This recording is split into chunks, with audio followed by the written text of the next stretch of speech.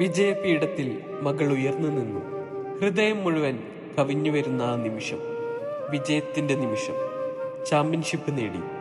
കൈ ഉയർത്തുമ്പോൾ കണ്ണുകളിൽ തെളിഞ്ഞത് അഭിമാനമല്ല, നന്ദിയായിരുന്നു. ആ നന്ദിയുടെ ലക്ഷ്യം ആർക്കായിരുന്നുവെന്ന് ആ മകൾക്കറിയാം. സ്വന്തം അച്ഛന്, അതീവം പ്രിയപ്പെട്ട കോച്ച്. ജീവിതമൊട്ടാകെ കടലായി കയറിയ, കണ്ണീരായി പതിഞ്ഞ ആ അച്ഛൻ.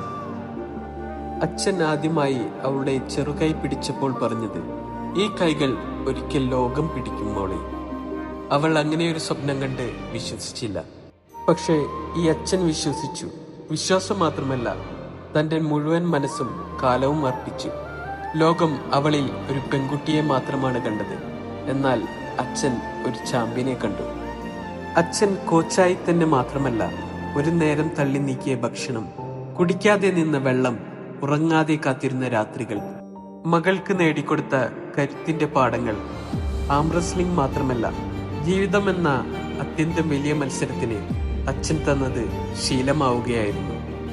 മത്സരത്തിൽ കിടക്കുന്ന ടേബിളിൽ കൈ തട്ടിപ്പിടിക്കുമ്പോൾ അവളുടെ കണ്ണ് അച്ഛനെ തേടി നോക്കും.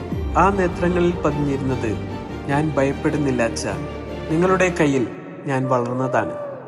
അങ്ങനെ ഈ വാപ്പയും മോളും മത്സരത്തിനിറങ്ങി എതിരെ നിൽക്കുന്ന എല്ലാ എതിരാളികളെയും തോൽപ്പിച്ചു.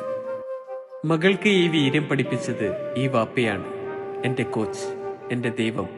എനിക്ക് വാപ്പയേക്കാൾ വലിയ സമ്മാനമില്ല. ഞാൻ എവിടെ ഉയർന്നാലും ഞാൻ എല്ലായ്പ്പോഴും ഈ വാപ്പയുടെ കൈപിടിച്ചു നടന്ന മോള് തന്നെയാണ്. ഒരു പെൺകുട്ടിയുടെ ഹൃദയത്തിൽ ഓരോ വിജയത്തിന്റെയും തുടക്കം അച്ഛന്റെ കൈവിരലിൽ തന്നെയാണ്. അവളെ സ്വന്തമായി പഠിപ്പിച്ച, വളർത്തിയ, കൈപിടിച്ചുകൊണ്ട് മുന്നോട്ട് നയിച്ച ആ കോച്ച്, അച്ഛൻ, ആ പെൺകുട്ടിയുടെ ജീവിതത്തിലെ ഏറ്റവും വലിയ തലയേറിയവനാണ്. അവൾ വിജയിക്കുമ്പോൾ നിശബ്ദമായ ആ ചിരിയിൽ അച്ഛൻ തന്നെയാണ് ഏറ്റവും ഉയർന്ന പോഡിയത്തിൽ നിന്ന് നോക്കുന്നത്.